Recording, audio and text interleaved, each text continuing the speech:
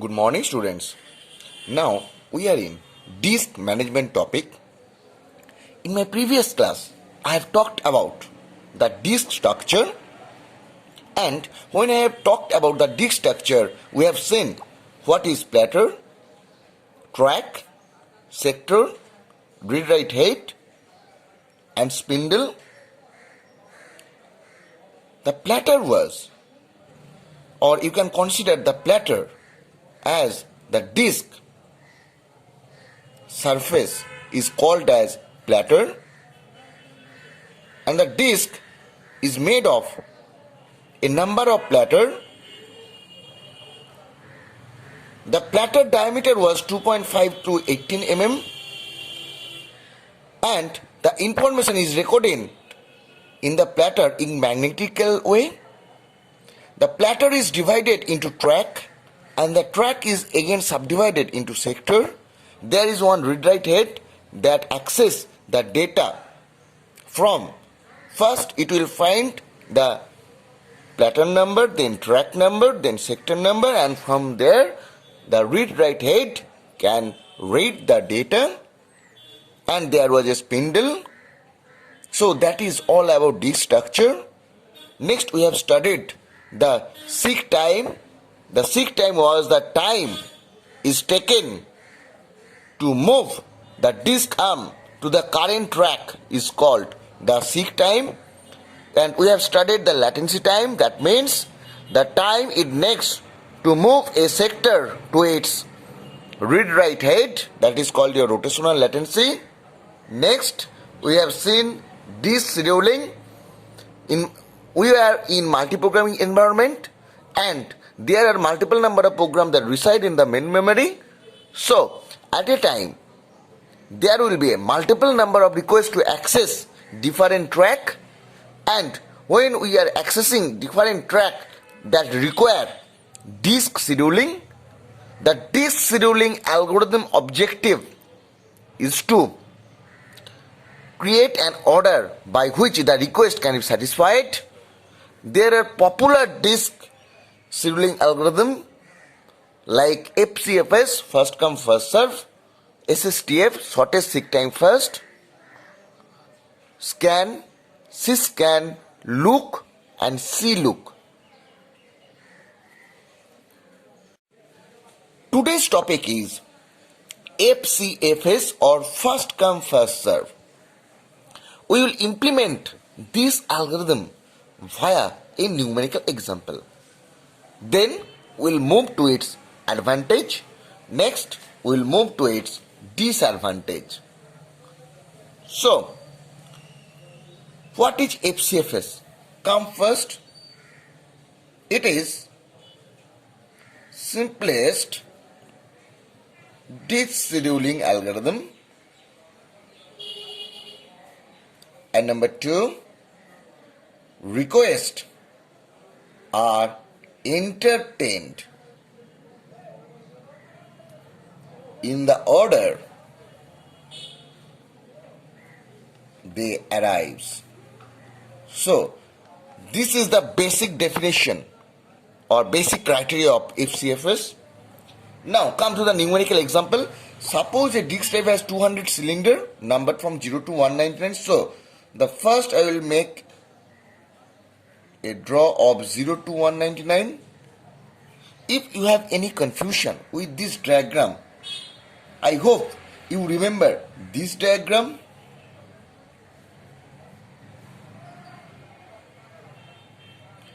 So this is your platter, and the platter is made of track, and the track is divided into sector. So this was the basic disk structure. So suppose this is 0 number track, this is 1 number track, this is 2 number track, and this is 3 number track.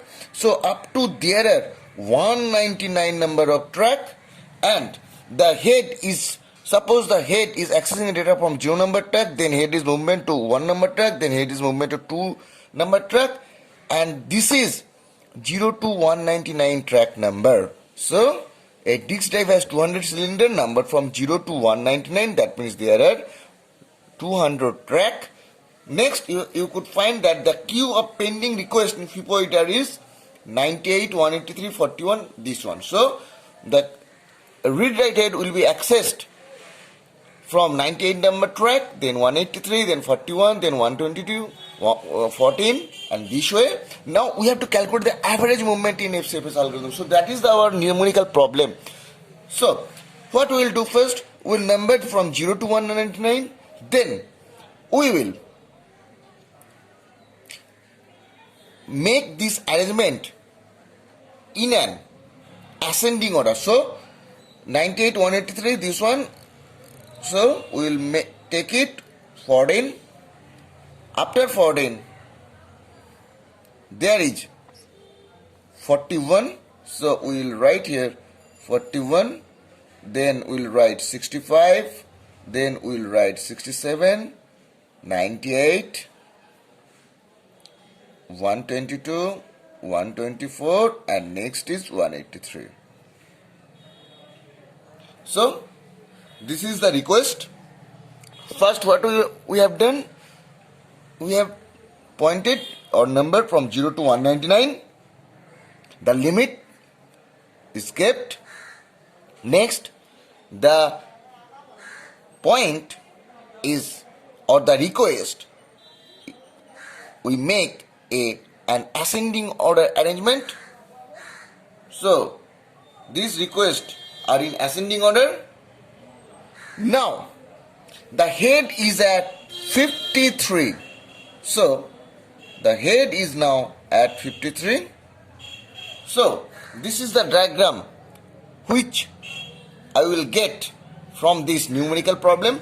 Now make this diagram into a better way so that the rest thing can be done in proper way.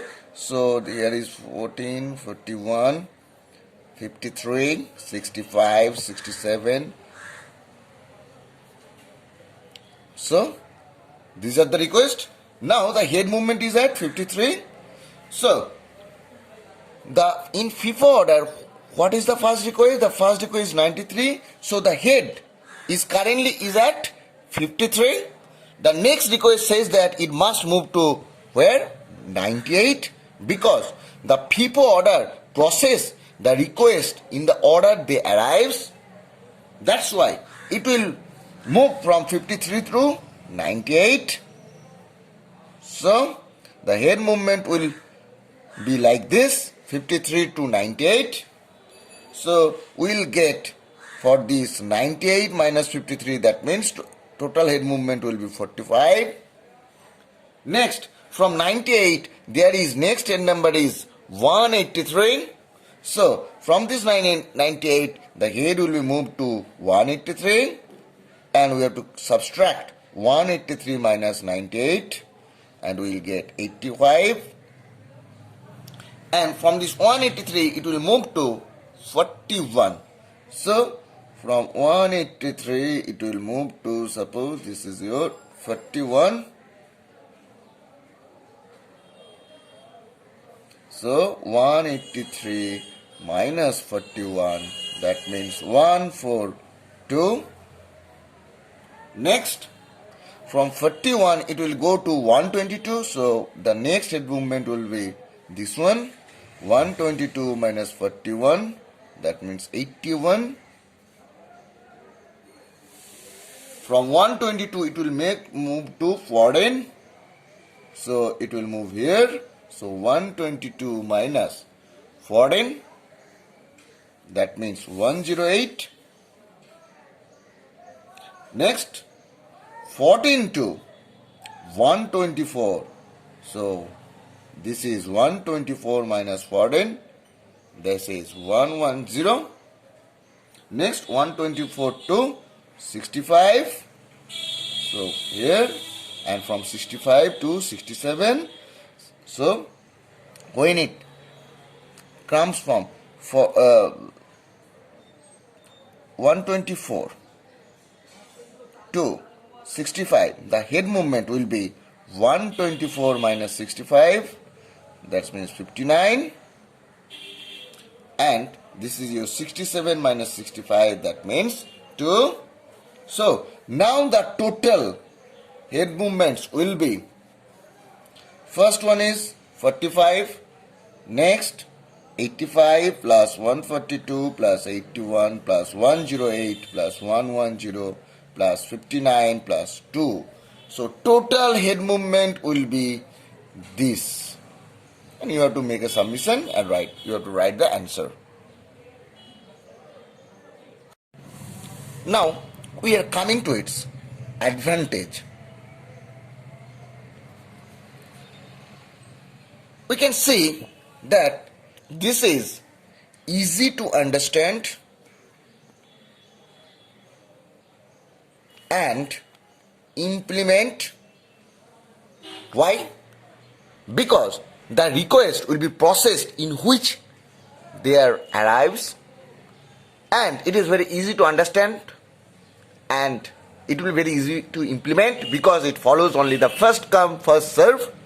Number 2, no starvation.